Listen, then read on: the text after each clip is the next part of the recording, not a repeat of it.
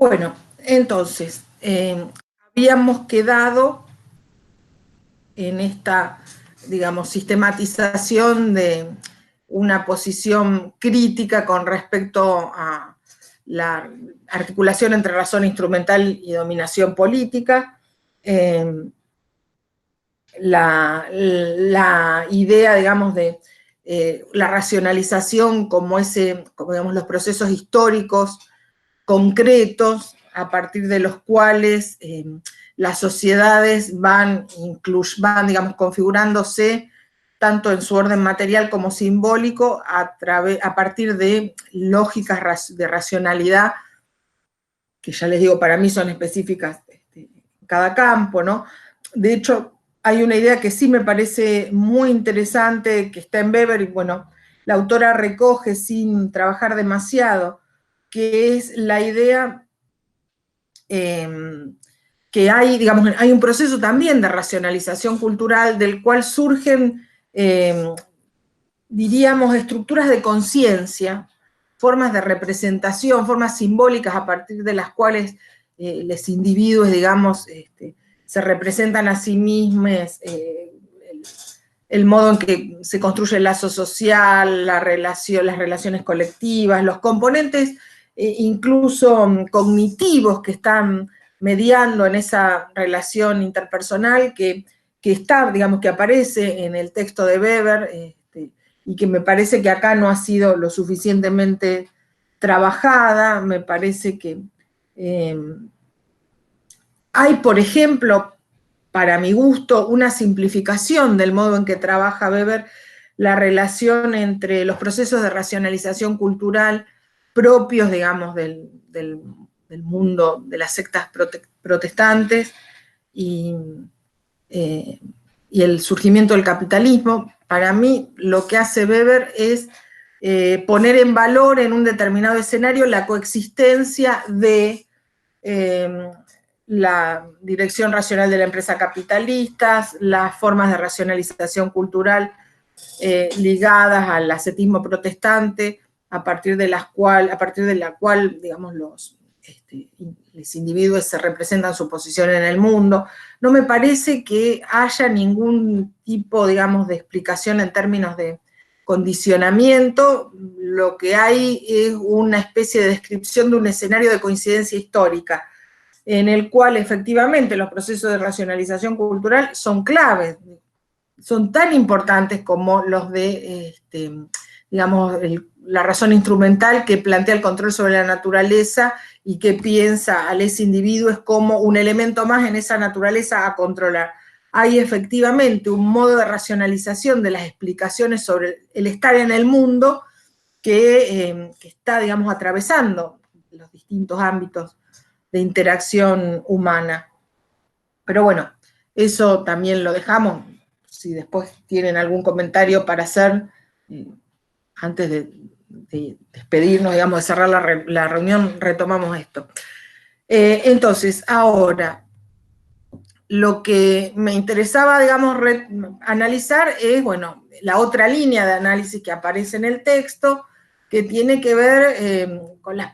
posibilidades de la razón como un elemento clave, digamos, de articulación de un proyecto político superador. Bueno, ¿qué potencialidades podemos encontrar en la razón para pensar alguna forma, digamos, de, podríamos decir, de resolución, aunque sea precaria y transitoria del conflicto, que implique ir más allá de los condicionamientos establecidos por una razón instrumental que define, como decíamos antes, un grado formal de cálculo para, digamos, pensar la resolución de situaciones concretas, y que en el ámbito político ese grado formal de cálculo está ligado a la forma Estado como regulador, digamos, de un principio de distribución de fuerzas dispares, ¿no es cierto? Bueno, si queremos superar eso, ¿cómo podríamos encontrar en la razón elementos que nos permitan abordar estrategias para superar, aunque sea, como decía antes, de manera precaria y transitoria el conflicto, sin negar que el conflicto la tensión, digamos, a lo mejor más que conflicto, ese contenido tensional de la política sigue estando presente, ¿no? No se trata de anularlo, sino de pensar estrategias, digamos, de solución precaria. Y para empezar, hay una cuestión que aparece en el texto, también haciéndose eco de la obra habermasiana, que es la necesidad de diferenciar tres complejos de racionalidad, le llama la autora, ¿no? En general, tanto la lectura weberiana del proceso de racionalización y desencantamiento del mundo, como la crítica de la primera generación de la Escuela de Frankfurt, dice Ramírez Martínez, se han limitado a analizar el complejo de racionalidad cognitivo-instrumental, es decir, el complejo de racionalidad que tiene que ver con los desarrollos de la ciencia y la técnica y que tienen un sentido de, digamos, de control sobre el mundo, incluido en ese mundo a los individuos, ¿no? Lo que pasa, dice Ramírez Martínez, es que en realidad hay otras dimensiones de la racionalidad que no pasan por el complejo cognitivo-instrumental y que tienen que ver con, por ejemplo, la dimensión práctico-moral y la dimensión o el complejo de racionalidad práctico-estético. La idea, digamos, de diferenciar estos tres complejos de racionalidad tiene que ver con básicamente tres ámbitos diferenciados en el que se desenvuelve las formas de interacción de la sociedad contemporánea, que es el campo del saber, el campo de la ciencia, el campo ético y el campo de la estética, ¿no? Y en ese sentido, Ramírez Martínez, siguiendo a Habermas, una vez más, dicen que la función del complejo cognitivo instrumental o la lógica de despliegue del complejo cognitivo instrumental tiene que ver con la descripción, aporta elementos descriptivos en el sentido de que relevan las formas concretas, digamos, de organización, de los sistemas sociales, biológicos, etcétera, justamente con el objetivo de conocerlos para controlarlos. El complejo práctico-moral tiene, digamos, una dimensión normativa, lo que produce es un tipo de discurso normativo que pretende generar reglas para encuadrar el comportamiento, y un conjunto práctico-estético que estaría marcado por la dimensión expresiva, que tiene que ver por el modo, digamos, podríamos decir, de traducir, en el sentido de expresar de una manera cabal, digamos, las distintas experiencias de los individuos en las sociedades modernas a través, digamos, del arte, ¿no? Lo que él va a decir es que, lo que ella, perdón, va a decir es que, digo él porque en realidad esta parte está muy pegada al planteo habermasiano de distinción. La idea de tres complejos de racionalidad es de Habermas en realidad, y de la racionalidad comunicativa, ¿no? Lo que se plantea en realidad es que en las sociedades modernas, contemporáneas, si ustedes quieren, porque estaríamos actualmente incluso tocados, rozados, digamos, afectados por ese pliegue, digamos, de la modernidad tardía. En este marco, el complejo, digamos, cognitivo-instrumental y el complejo práctico-estético, digamos, habilitarían espacios en los cuales los individuos se sienten más o menos cómodos, ¿no? El individuo calculador, dice el texto, y el individuo calculador de la razón instrumental, y el individuo gozante, digamos, de los lenguajes estéticos, el individuo que se piensa en relación con el goce estético, encuentran, digamos, un lugar para habitar, digamos, en la modernidad con cierta comodidad. El problema se presenta en la dimensión práctico-moral, porque, por un lado, digamos, asistimos en la modernidad a la ruptura entre las esferas de lo bueno, lo bello y lo verdadero, digamos, no hay necesidad de que coincidan estas tres esferas. Por otra parte, no hay un principio de universalidad que sustente, digamos, las reglas de la moral. Estamos en el marco, digamos, la modernidad, dice Habermas, establece una moral convencional, es decir, una moral que no se basa en principios trascendentes, sino en convenciones, en acuerdos. Y la posmodernidad lo que establece es una moralidad postconvencional, digamos, una forma de moralidad que de alguna manera incluso cuestionan ese umbral mínimo de consenso o de convención sobre el cual se habían definido las reglas morales en el mundo moderno. Por lo tanto, el complejo de la racionalidad práctico-moral es digamos, el que presenta más dificultades a la hora de definir un ámbito, digamos, habitable para el sujeto ético contemporáneo, ¿no? Y entonces, ¿cuál sería la alternativa para pensar un tipo de razón que contenga las tres dimensiones y que habilite para el sujeto un espacio, digamos, donde pueda habitar cómodamente en el marco de un complejo de racionalidad práctico-moral, como le llama Habermas y Ramírez Martínez? Bueno, el punto de apoyo es la racionalidad comunicativa.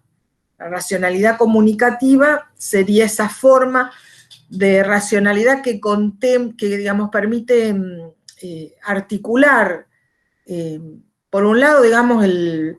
proceso de diferenciación funcional sistémica propia de las sociedades modernas con el mundo de la vida. Esto también después lo vamos a trabajar mejor en la unidad que viene, ¿no? Pero esta oposición, o sea, que a lo mejor también algo vieron en Teoría Política 2 entre sistema y mundo de la vida, ¿no? Y el problema, digamos, de las sociedades contemporáneas en las cuales el sistema ha colonizado el mundo de la vida. Bueno, el mundo de la vida es el mundo de la comprensión intersubjetiva, ¿no es cierto?, que se estructura en función de las posibilidades intersubjetivas de, digamos, desenvolverse discursivamente, justificando las pretensiones de validez de nuestras intervenciones discursivas. Lo que ha pasado, digamos, lo que adviene junto con las sociedades modernas especializadas es un proceso de colonización sistémica sobre el mundo de la vida. Las relaciones interpersonales están mediadas por una lógica sistémica. El derecho, por ejemplo, para regular los conflictos no se resuelven más. Hay dificultades para resolver los conflictos interindividuales a partir de la comunicación intersubjetiva, ¿no es cierto? Y bueno, ante esta dificultad se acude al derecho, que es una forma de colonización del sistema sobre el mundo de la vida. Las relaciones de supervivencia material están mediadas por el mercado, no hay formas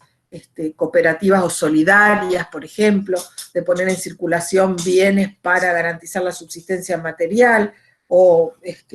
formas no mediadas por el mercado, como podría ser el trueque. El mercado tiñe todas las formas de intercambio que permiten garantizar la subsistencia material de los individuos. Por lo tanto, ahí también hay una conexión, colonización, una conexión en el ámbito de las condiciones materiales de reproducción de la vida con el mercado como forma dominante, ¿no es cierto? Y la política misma podría ser pensada como una forma de avance de la lógica sistémica sobre esta dimensión de comunicación intersubjetiva, ¿no? Sobre todo las formas de institucionalización de la política. Digo, sí, en el extremo de la comunicación intersubjetiva podríamos pensar en el modelo de la polis, una sociedad de pares, una sociedad cara a cara, como le dicen los especialistas en historia antigua, ¿no? La sociedad cara a cara de la polis se opone a las relaciones políticas mediatizadas por las instituciones de las sociedades contemporáneas, que implicarían también un avance de la forma sistémica sobre el mundo de la vida. cómo se recupera, digamos, la potencialidad del mundo de la vida, la potencialidad valorativa, comunicativa del mundo de la vida, a través de la dimensión de la racionalidad comunicativa, que es lo que aparece en el texto, ¿no? Como aquello que posibilita al sujeto de la crítica, dice, el sujeto del entendimiento y el sujeto de conciencia, que en realidad es el mismo sujeto, poner en acto las potencialidades de emancipación, a través de la racionalidad comunicativa, esta forma de interacción dialógica, digamos, este sujeto que reúne crítica, entendimiento y conciencia, tiene posibilidades para avanzar en dinámicas que tiendan a su emancipación individual y que además contribuyan a la emancipación colectiva, ¿no? Por otra parte, la razón comunicativa es la que, digamos, habilita las posibilidades de establecer las conexiones que se dan entre la imagen del mundo que cada uno de nosotros tiene, el mundo de la vida, como ese horizonte de pertenencia colectiva, y las posibilidades de un comportamiento racional. Racional, no racionalizado con la lógica de la razón instrumental, ¿no es cierto? Racional en el sentido de que permite la comunicación intersubjetiva a partir de estas imágenes del mundo que cada uno de nosotros, por las cuales cada uno de nosotros está habitado y entra en relación con los demás. Y la otra cuestión que aparece ahí, yo sinteticé en estos tres ejes, seguramente hilando fino a ustedes se les pueden ocurrir otras cuestiones, ¿no? Pero que tiene que ver con que la racionalidad comunicativa es lo que contribuye a una comprensión descentrada del mundo, ¿no? Porque de alguna manera la racionalidad instrumental asociada a, digamos, la lógica del individuo racional y calculador, lo que produce es una serie de referencias autocentradas sobre la base de ese individuo racional, egoísta y calculador. Entonces necesitamos, digamos, para pensar formas de estructuración colectiva, formas del estar en común distintas, digamos, no mediatizadas por la razón instrumental, necesitamos formas de comprensión de la dimensión colectiva descentradas, que puedan, digamos, desplazarse de este lugar autorreferencial del individuo calculador, ¿no? Y en este sentido, la racionalidad comunicativa permite ligar, de alguna manera, esa comprensión descentrada del mundo con las prácticas discursivas que al mismo tiempo, digamos, que pueden asumir o reivindicar pretensiones de validez, están abiertas a la crítica, ¿no? Son desempeños discursivos, digamos, que pueden dar cuenta de sus proposiciones, darle validez a sus proposiciones sin cerrarse a las objeciones o a la crítica, digamos, a los cuestionamientos que puedan venir de otros sujetos que también participan en esta dinámica de comunicación intersubjetiva. En este punto es interesante pensar la crítica que le hace Habermas a los discursos de la posmodernidad. En el libro, el discurso filosófico de la modernidad, que en otros años lo trabajábamos, donde justamente plantea que los discursos filosóficos posmodernos son discursos que no se sienten compelidos a dar cuenta de sí mismos. No se sienten compelidos, digamos, a dar cuenta de los puntos de apoyo de sus pretensiones de validez. Mientras que, digamos, el proyecto emancipador de la modernidad, que es un proyecto inacabado, que tiene mucho para dar en la medida en que, en la perspectiva de Habermas, seamos capaces de hacer una revisión crítica del curso que ha seguido hasta ahora el proyecto moderno. Digo, en ese sentido es un proyecto que se siente continuamente interpelado en relación a la necesidad de dar cuenta de los elementos en los que se sostiene, ¿no? Y al mismo tiempo estar abierto, ser susceptible a la crítica. Bueno, con esto terminaríamos digamos, esta línea de análisis que articula el problema de la razón, la política, razón, racionalidad y política, a las posibilidades de la razón como proyecto superador.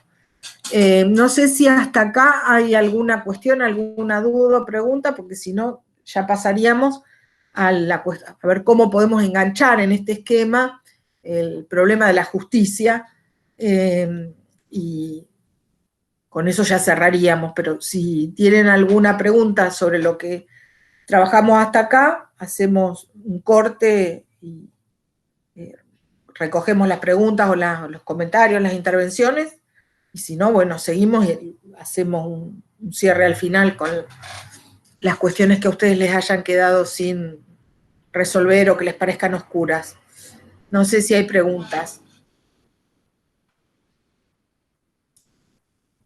¿No? Bueno, entonces seguimos. Ahora, entonces quería volver sobre, digamos, avanzar sobre el texto de Fraser, ¿no? Que tiene que ver con esa pregunta inicial que nos hacíamos, bueno, cómo ligar a la razón algún tipo de, digamos, de propuesta a la vez conceptual y política que sin eliminar la cuestión del conflicto permita pensar alguna forma de articulación política, y en este caso una forma de articulación política que se haga cargo, digamos, que recoja la demanda de la justicia, ¿no? La demanda ética y política de la justicia que en algún punto los discursos posmodernos o postsocialistas, como le dice Fraser, han, digamos, puesto en suspenso, ¿no? En la medida en que, en la perspectiva de Fraser, han renunciado al problema del fundamento, ¿no? Y en este punto retomé una frase que aparece formulada como pregunta, ¿no? En el texto, a principios del texto, que dice: ¿cómo cultivar algún tipo de distancia escéptica frente a la desconfianza postsocialista hacia el pensamiento normativo, programático, totalizante en boga hoy en día? Y acá me quería detener porque fíjense que, tal vez provocadoramente, el texto introduce la palabra totalizante, que es una de las características que Lyotard le asignaba a los grandes relatos y que en la crisis que estos grandes relatos exhiben, a partir sobre todo de mediados del siglo XX, volverían inviable cualquier intento de restitución de alguna explicación totalizante, ¿no? Para pensar el devenir de lo social. Bueno, lo que plantea Fraser es que en realidad habría que hacer un ejercicio de distancia escéptica, como dice ella,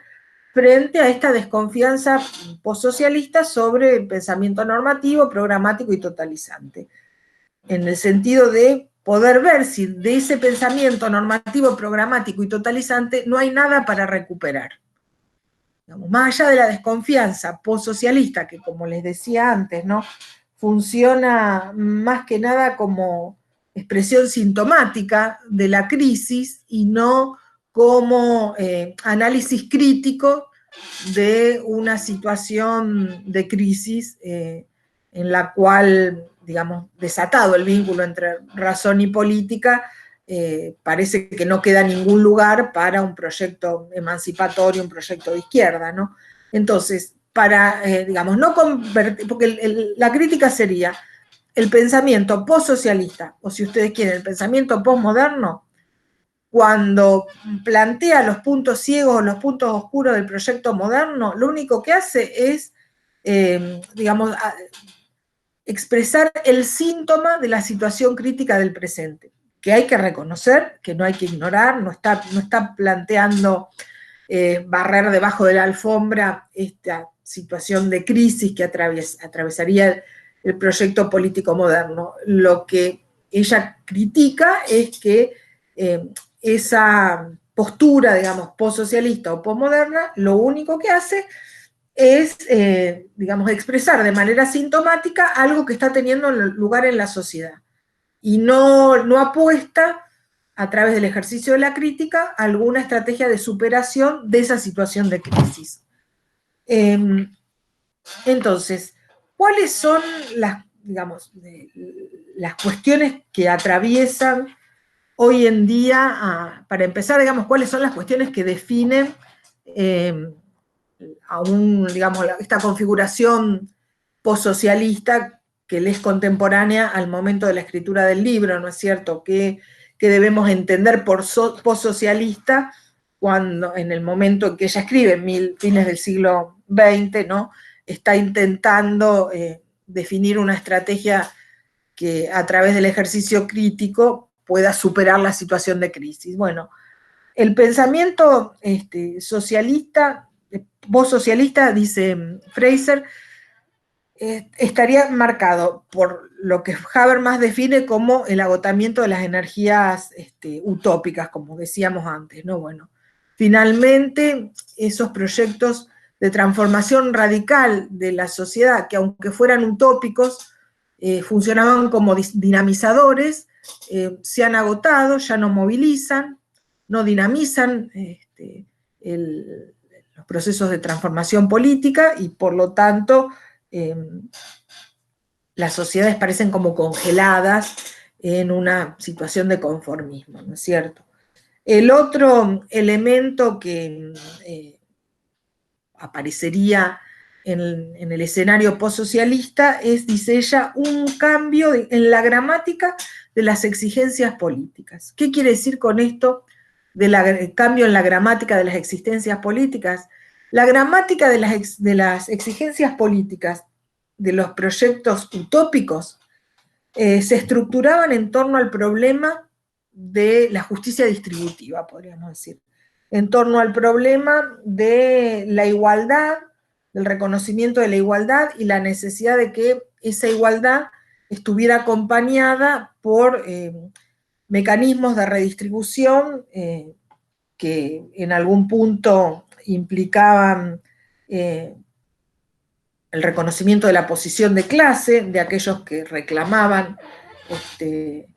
justicia redistributiva, ¿no es cierto? Y mecanismos que, bueno, repararan una situación básicamente de explotación, ¿no es cierto? Mientras que la gramática postsocialista estaría marcada por el problema de la dominación cultural. ¿Cuál es la preocupación que marcaría, digamos, este cambio en la gramática política postsocialista? Que lo que aparece como problema no es la explotación, sino la dominación cultural. Es decir, lo que aparece como problema es la existencia de grupos marginados de reconocimiento, de los mecanismos de reconocimiento cultural, digamos, grupos que son violentamente desplazados, podríamos decir, a los márgenes del horizonte cultural, cuando no directamente silenciados o ignorados, y por lo tanto de lo que se trata es de, digamos, no de reparar la explotación, sino de reparar la dominación cultural a través del reconocimiento de esa situación de marginalidad, invisibilización o despojo incluso, ¿no? La otra de las características que digamos, marcan el escenario postsocialista, que en realidad tendría que haber planteado antes, tiene que ver con el momento en que ella escribe, ya acuérdense, en 1999 se publica el libro, es el resurgimiento del liberalismo económico en sus vertientes más furibundamente defensoras de la supremacía del mercado. Piensen, los 90 forman parte, digamos, de la gran oleada del liberalismo después de los primeros experimentos thatcheriano y reaganiano, ¿no es cierto? En Europa, en América Latina, ¿no es cierto? Entonces, el liberalismo aparecía como, digamos, un esquema dominante, o el neoliberalismo, que también es, como dice Derrida, una configuración nebulosa, bastante imprecisa, ¿no? Esto pues lo vamos a trabajar más adelante, pero bueno, si hay algo que pudiéramos identificar como neoliberalismo asociado a la reivindicación exacerbada de la capacidad del mercado de resolver todas las formas de conflictos, conflictos de distribución económica, conflictos de configuración cultural, que también se ha pensado el espacio cultural como con la lógica del mercado, ¿no? El mercado de bienes culturales. Bueno, si pensamos al liberalismo o al neoliberalismo como asociado a la exacerbación, digamos, en la confianza en el mercado como regulador de todas las formas de conflicto, efectivamente esta es una década donde estas perspectivas teóricas y políticas a la vez tienen relevancia, son dominantes en muchas regiones del globo.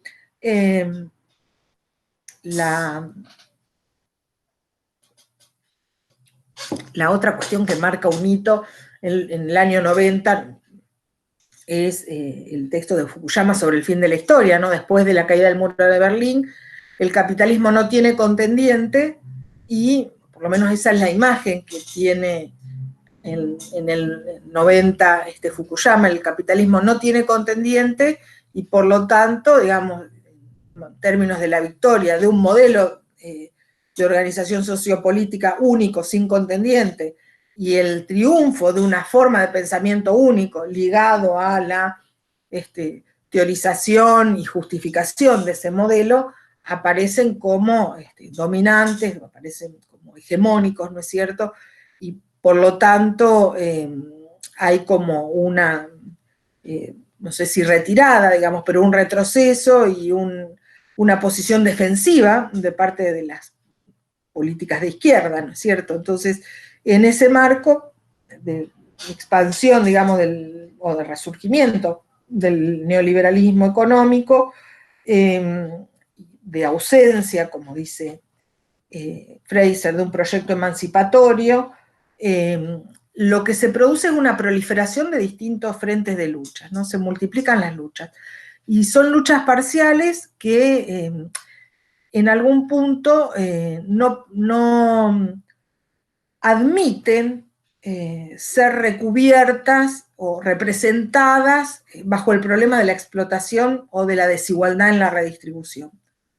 Son, en tanto luchas desiguales, lo que dice Fraser es que se tratan de reivindicaciones que apelan a la diferencia, que reivindican el derecho a la diferencia, mientras que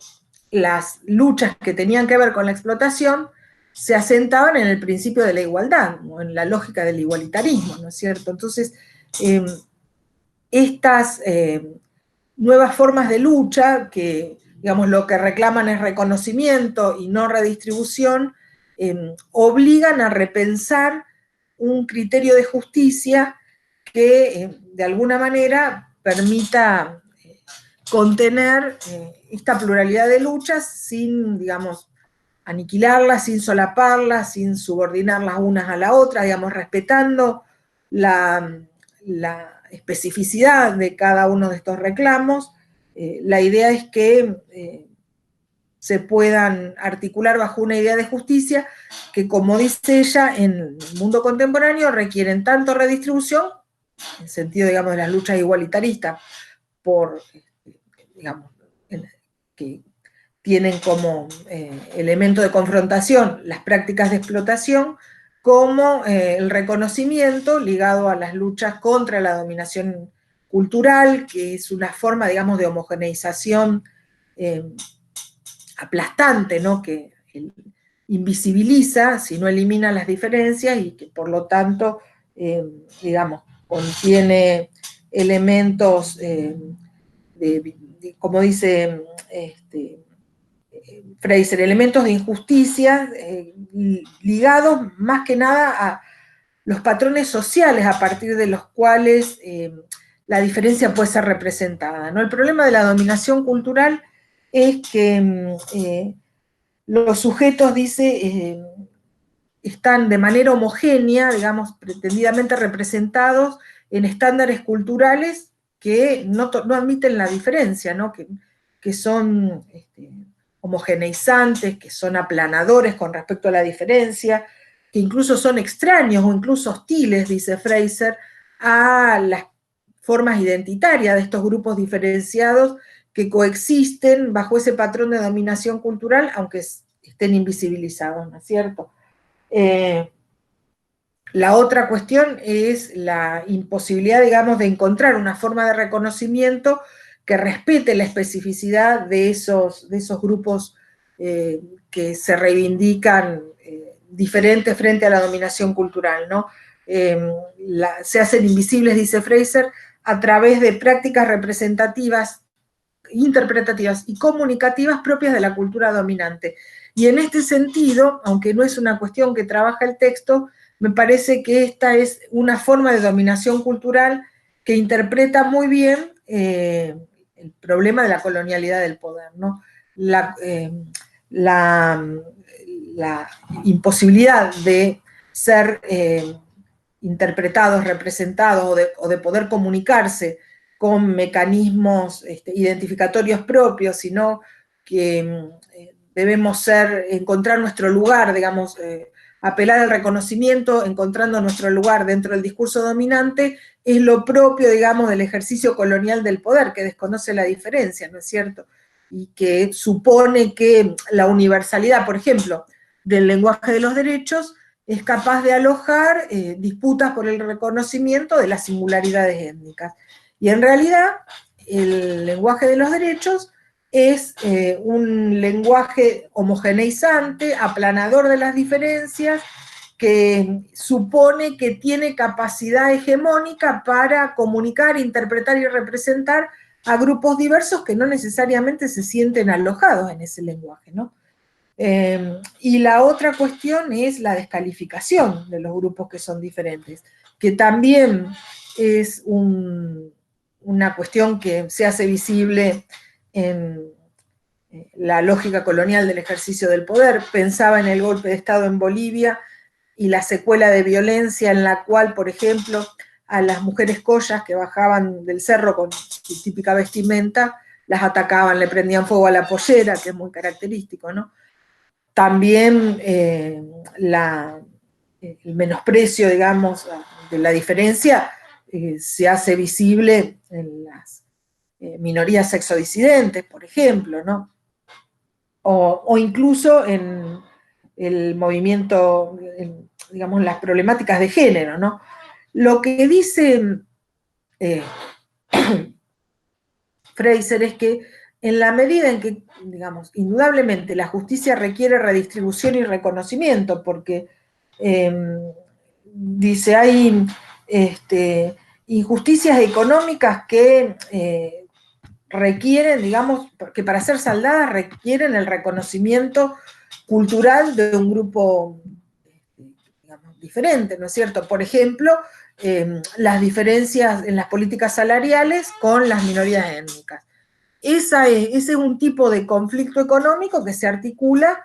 con la lógica de dominación cultural, porque está incorporada la idea de que esos grupos son, digamos,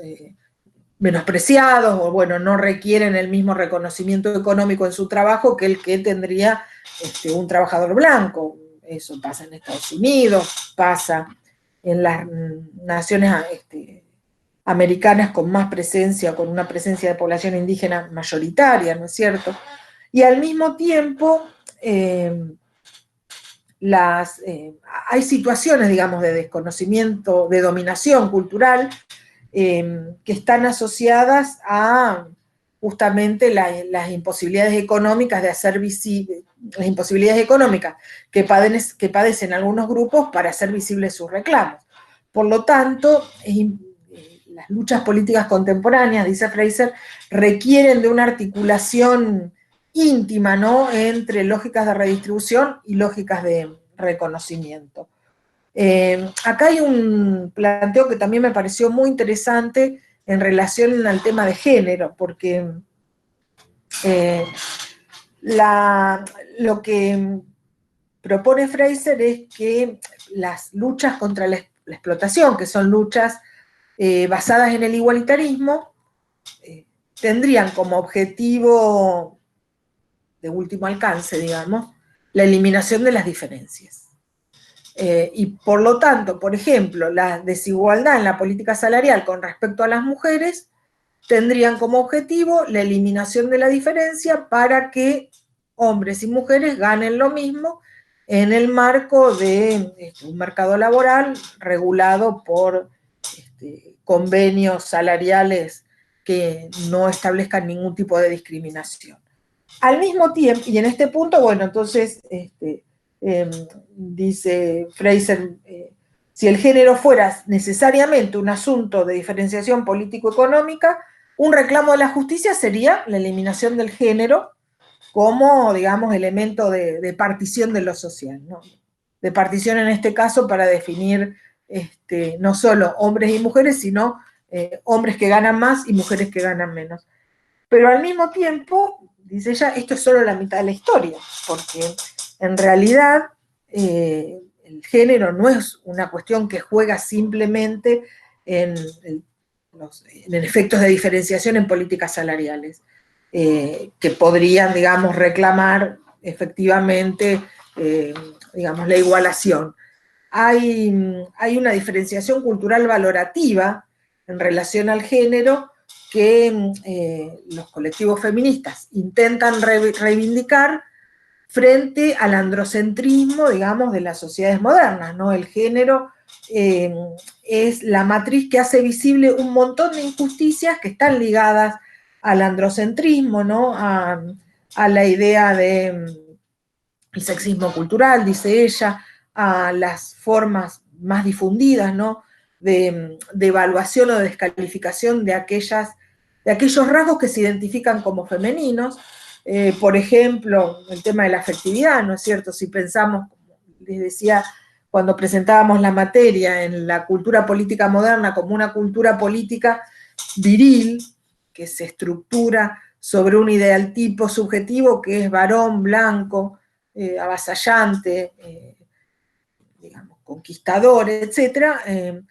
todo lo que está asociado, digamos, a lo femenino, por ejemplo, la emotividad, la afectividad, es decalificado, ¿no? Y esas son formas de violencia simbólicas muy paradigmáticas en relación a la posición sexogenérica. Y por otra parte, la otra cuestión es, si tomamos esto que les planteaba antes, ¿no? Que hay toda una matriz androcéntrica en la conformación de la cultura política moderna. Acá la cuestión es que esas políticas androcéntricas y sexistas se, digamos, institucionalizan nada más y nada menos que en la figura del Estado. Y en la figura, digamos, Estado moderno y economía capitalista, que son dos elementos que para Fraser están íntimamente ligados, ¿no es cierto? Entonces, en este escenario, digamos, la diferencia, en este caso sexogenérica, no solo, digamos, implica desconocimiento de la igualdad del valor del trabajo de las mujeres con respecto al trabajo del hombre, sino que tendría que ver con desventajas económicas, sino también, digamos, invisibilización de una voz diferenciada que, digamos, que no considera que sus reivindicaciones queden contenidas solo bajo la lógica de la igualdad, por ejemplo, que garantiza la ciudadanía. Porque la ciudadanía, tal cual es concebida en las sociedades modernas, tiene esa matriz androcéntrica, tiene esa matriz que se corresponde con la cultura política viril, y en ese sentido, digamos, no alcanza para digamos, hacer pública, hacer visible esa, digamos, esa identidad diferenciada que reclamarían los colectivos de género. Entonces, la cuestión es para Fraser pensar en formas de justicia que articulen, digamos, estas dos esferas, ¿no? Que no las trabajen, como dice ella, como esferas herméticas separadas, sino que muestren, digamos, el refuerzo que históricamente se ha dado de manera dialéctica entre la injusticia económica y la injusticia cultural. Y en ese sentido, lo que plantea Fraser es que, digamos, hay que buscar la forma de, digamos, de articular, ¿no? En un movimiento político un amplio rango de injusticias, dice ella, ¿no? Con exigencias que en algunos casos se sobreponen, que en algunos casos, digamos, se confrontan. No siempre, digamos, es posible armonizar estos distintos frentes de lucha, pero la idea es que, digamos, habría que ser capaz de encontrar, digamos, estrategias de luchas que combinen, digamos, la lucha contra la dominación cultural y contra la explotación. Y que las luchas más eficaces son efectivamente, incluso en este marco, ¿no?, de luchas fragmentadas propias de las sociedades contemporáneas, habría que priorizar o apuntar a reforzar aquellas luchas que tengan mayor potencial de articulación de conflictos ligados tanto a la dominación cultural como a la explotación. En el resto del libro, si ustedes quieren, el libro está disponible en PDF, ustedes van a ver que Fraser polemiza con distintas vertientes del pensamiento feminista y posfeminista. Nosotros después vamos a ver un planteo que es el de Butler, en un intercambio que va a tener con Ernesto Laclau, en el cual lo que dicen tanto Butler como Laclau es que la igualdad es un modo de gestionar la diferencia. Acá, y plantean algo así como que no todas las diferencias son articulables, que efectivamente, digamos, la construcción política tiene, digamos, está atravesada por la dinámica de la posibilidad de articulación de demandas diferenciadas en torno a una barrera antagónica que las confronta con aquello que no puede entrar en esa dinámica de articulación, pero dicen no todas las diferencias son articulables, no es ni posible ni deseable, digamos, imposible pensar de antemano una práctica de articulación de todas las diferencias posibles, pero además tampoco sería políticamente beneficioso, ¿no? Bueno, en algún sentido, el planteo de Fraser es otra forma de entrar a este problema, que es, bueno, pensemos en cuáles son las luchas concretas que tienen mayor capacidad de articulación para, digamos, poner a la par